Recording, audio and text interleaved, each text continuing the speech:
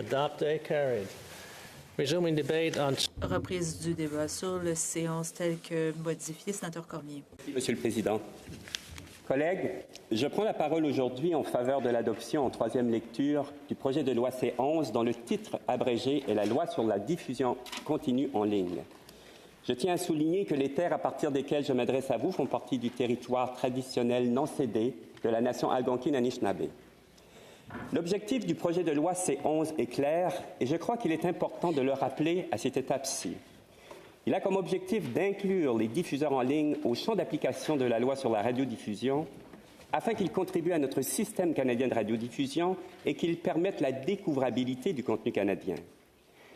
Bien que cet objectif puisse être résumé simplement, les enjeux complexes qu'il sous-tend, vous en conviendrez, vont bien au-delà de ces quelques lignes. En effet, le projet de loi C11 est l'un des premiers jalons pour le Canada dans l'adaptation de ses politiques culturelles à l'ère du numérique et nous donne un avant-goût du défi d'envergure que cela comporte. Je tiens à remercier mes collègues sénateurs du Comité sénatorial permanent des transports et des communications d'avoir partagé leurs points de vue et leurs questions tout au long de notre étude. Ce fut un véritable processus de second examen objectif qui nous a permis d'aborder et d'explorer de nombreuses questions relatives à cet important projet de loi et de proposer des amendements très pertinents, sans oublier les nombreux témoins qui ont comparu devant le comité ou soumis des mémoires. Leur passion et leur engagement envers le projet de loi C11 témoignent de la vitalité de notre démocratie. Bien qu'il ne soit pas parfait, le projet de loi C11 présente des gains importants pour notre écosystème culturel et la société canadienne. Le principal gain étant celui de l'équité qu'il crée entre les entreprises de radiodiffusion canadiennes dites traditionnelles et les entreprises de diffusion en ligne canadiennes et étrangères. Une autre avancée importante est qu'il actualise la façon dont la diversité canadienne... il y a problème avec la traduction. We have trouble with translation. Nous avons un problème d'interprétation. Quelqu'un doit parler Okay. en français. Est-ce que l'interprète m'entend? Est-ce que l'interprète peut parler en anglais? Ça fonctionne maintenant? Est-ce que ça fonctionne maintenant? Ça va? Est-ce que oui, ça fonctionne? Très bien, merci beaucoup. Alors, je reprends une autre avancée importante est qu'il actualise la façon dont la diversité canadienne et sa représentativité sont identifiées et prises en compte par le système canadien de radiodiffusion. En corrélation avec ces deux aspects d'équité et de diversité, je relèverai dans cette allocution certains points techniques du projet de loi qui les soutiennent et mettrai en relief certains amendements adoptés par le comité qui les renforcent. From the outset, D'emblée, le projet de loi modifie la politique de radiodiffusion de sorte que le système canadien de radiodiffusion comprendra désormais les entreprises de radiodiffusion étrangères, y compris les entreprises en ligne qui offrent une programmation aux Canadiens, et que ces entreprises seront tenues de contribuer à la mise en œuvre des objectifs de la politique de radiodiffusion pour le Canada. Le fait de mettre sur pied d'égalité les entreprises canadiennes et étrangères dans leur contribution au système canadien de radiodiffusion a été remis en question par plus d'un témoin de notre étude. Des réactions similaires ont également été observées en ce qui concerne l'exception qui pourrait inclure les médias sociaux dans le système de radiodiffusion. En réponse à cette dernière préoccupation, les sénatrices Miville-Deschênes et Simons ont proposé un amendement important. Cela dit, il est important de se rappeler que la loi sur la radiodiffusion fournit un cadre au CRTC pour réglementer et surveiller l'industrie et qu'un cadre trop précis pourrait l'empêcher d'évoluer avec les nouvelles technologies, par exemple. Il est également important de garder à l'esprit que le CRTC peut exercer son pouvoir sur les plateformes et non sur les individus. De plus, l'expertise du CRTC et les consultations qu'il mènera avant la mise en œuvre lui permettront de moduler les obligations de chaque type d'entreprise. Dans l'exercice de ses pouvoirs de réglementation et de surveillance, le CRTC doit, en vertu de l'article 5.2a1, tenir compte de la nature et de la diversité des services fournis par les entreprises de radiodiffusion, ainsi que de leur taille, de leur incidence sur l'industrie canadienne de la création et de la production, notamment en ce qui concerne l'emploi et la programmation canadienne, de leur contribution à la mise en œuvre de la politique de radiodiffusion et de toute autre caractéristique pertinente. C'est-à-dire qu'une petite plateforme en ligne, indépendante, émergente, ne serait probablement pas soumise à la réglementation, alors que les grandes plateformes le seraient. Assez significatif de ce projet de loi en termes d'équité, force est de constater que cette équité est bien imparfaite. Les articles 3.1f et 3.1f.1, qui traitent de l'utilisation des ressources humaines canadiennes dans la création de la programmation canadienne, impose un critère moins exigeant pour les entreprises étrangères. C'est d'ailleurs le seul endroit où le projet de loi effectue une telle différence de traitement entre ces deux types d'entreprises. Dans son mémoire et témoignage devant le comité, la Coalition pour la diversité des expressions culturelles, qui représente 50 organisations culturelles dans tout le pays, nous a mis en garde des dangers du régime à deux vitesses que créent les articles 3.1f et 3.1f.1. Ces articles lancent le message au CRTC qu'il est acceptable de réduire les exigences d'utilisation des talents canadiens pour les entreprises étrangères, ayant pour effet d'amoindrir l'objectif premier du projet de loi. Cette préoccupation a retenu mon attention tout au long de l'étude en comité et c'est pourquoi j'ai présenté un amendement qui offre une solution en uniformisant le critère d'utilisation des ressources humaines tout en laissant de la latitude au CRTC dans son applicabilité. Cet amendement n'a malheureusement pas été retenu par le comité et je ne le représenterai pas en troisième lecture. Ceci dit, je souhaite tout de même partager avec vous, collègues, cet important élément du projet de loi qui soulève beaucoup d'inquiétudes dans l'industrie quant à ses possibles répercussions dans l'avenir. Sur une autre note, grâce au témoignage de l'Union des artistes, du Alliance of Canadian Cinema, Television and Radio Artists et de plusieurs autres, l'étude du comité aura permis de déceler une grave iniquité en la disposition 31.1 du projet de loi qui rendait la loi sur le statut de l'artiste inapplicable aux entreprises en ligne. Cette disposition aurait créé un impact désastreux sur les conditions de travail des artistes embauchés par les plateformes de diffusion en ligne et entraîné des conséquences néfastes sur des ententes existantes. Un amendement a heureusement été adopté au comité pour régulariser le profond déséquilibre qu'aurait présenté une telle disposition pour les artistes canadiens. Encore une fois, je remercie mes collègues sénateurs et sénatrices de leur appui lors de ma présentation de cet amendement. Un autre gain important du projet de loi C11 est qu'il actualise la façon dont la diversité canadienne et sa représentativité sont identifiées et prises en compte dans le système canadien de radiodiffusion. En voici quelques exemples. Comme cela a été mentionné par d'autres collègues, le projet de loi reconnaît pour la première fois que la programmation autochtone reflétant les cultures et les langues autochtones devra être fournie par des entreprises de radiodiffusion exploitées par des Autochtones. Un principe inspiré par l'article 16 de la Déclaration des Nations unies sur les peuples autochtones. Je remercie sincèrement la sénatrice Clément pour ces amendements qui ont bonifié le texte du projet de loi eu égard à une meilleure reconnaissance des peuples et langues autochtones. Un deuxième exemple est la reconnaissance des communautés qui représentent la diversité par leur orientation sexuelle, identité ou expression de genre, en ce que le système de radiodiffusion devra, par sa programmation et les offres qu'il procure en matière d'emploi, répondre à leurs besoins d'intérêt et refléter leurs conditions et aspirations. Autre exemple, la présence de dispositions qui établissent que le système canadien de radiodiffusion doit tenir compte des besoins et intérêts des communautés noires et autres communautés racisées en soutenant notamment leur production. Enfin, C11 ajoute d'importantes dispositions au niveau des communautés de langue officielle en situation minoritaire.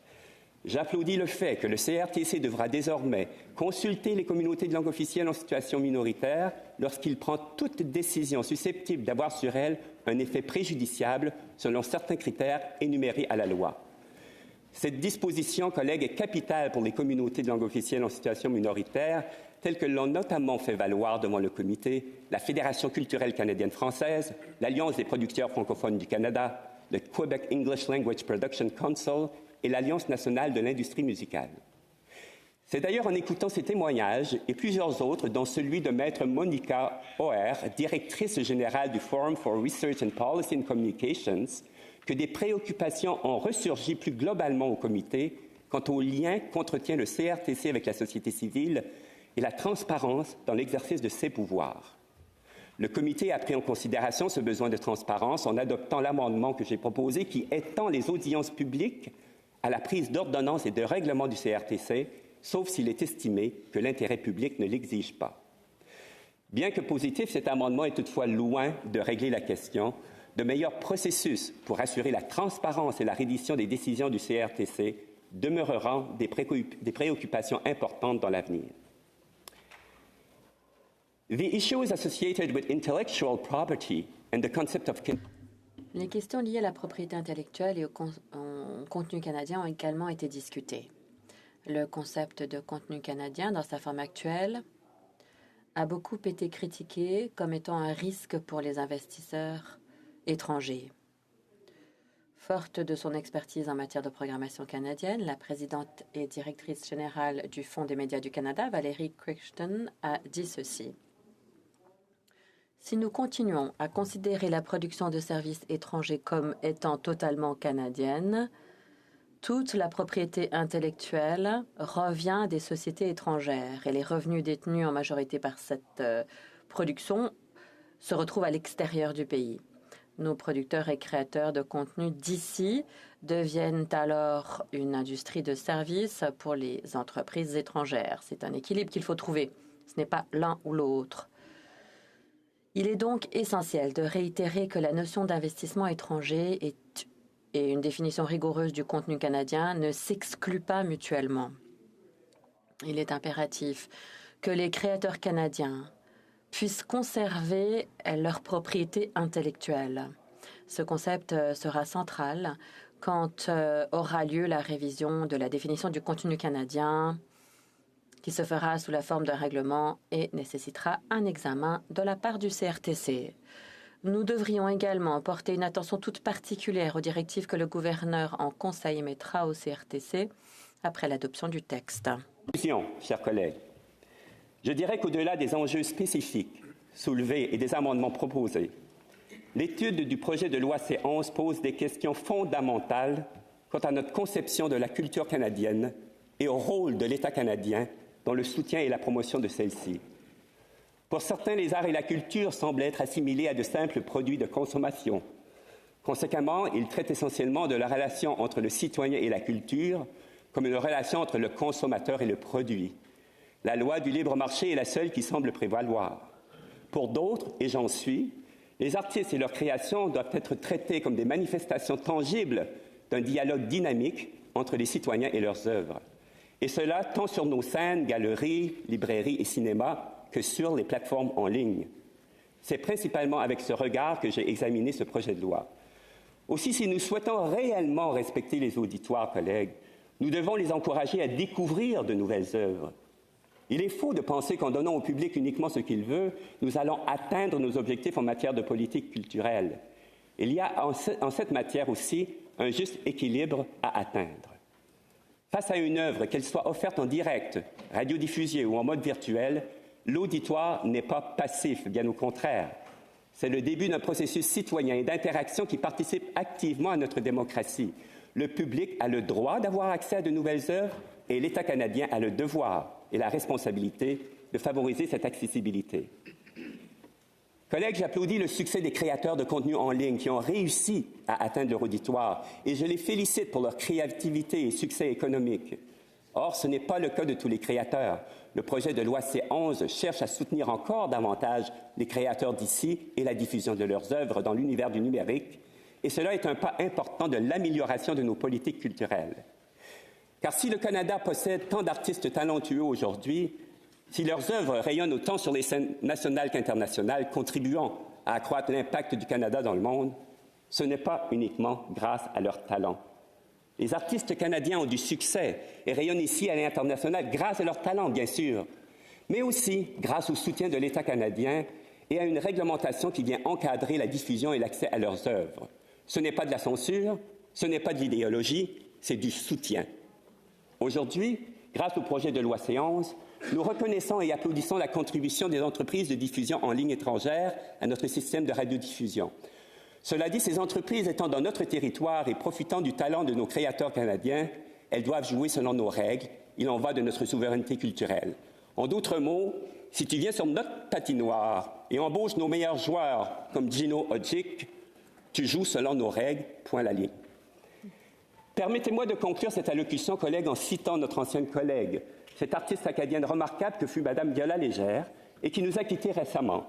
Elle affirmait dans son dernier discours dans cette Chambre, et je cite, « La culture canadienne est le fruit de l'union de cultures et de traditions différentes, aussi riches les unes que les autres. Nos traits distinctifs sont enrichis par la contribution des cultures autochtones et des autres traditions culturelles qui se sont ajoutées graduellement. Notre mode de vie est occidental, nord-américain, et à la fois autochtone, ukrainien, pakistanais, sénégalais, acadien, irlandais et autres. Nous sommes un pays nordique, de froid extrême et de plusieurs saisons. Notre milieu culturel puise sa force dans l'extraordinaire synergie d'hommes et de femmes venus de partout pour participer au grand projet collectif qu'est le Canada. L'uniformité n'est pas ce qui nous caractérise. Nous sommes la diversité même, mais nous avons en commun notre attachement à nos valeurs, qui sont une importante dimension de notre culture. » Fin de la citation. C'est cela qui m'anime, collègues, conscient que l'adoption de ce projet de loi n'est que le début d'une conversation que notre Chambre devra poursuivre en matière culturelle, et cela me réjouit grandement. Je nous invite à adopter aujourd'hui le projet de loi C11, afin que les créatrices et créateurs canadiens puissent continuer de rayonner dans nos écrans et que les plateformes en ligne étrangères qui accèdent à notre territoire soient conscientes de la chance incommensurable qu'elles ont de pouvoir compter sur des artistes canadiens talentueux et travaillants. Je vous remercie.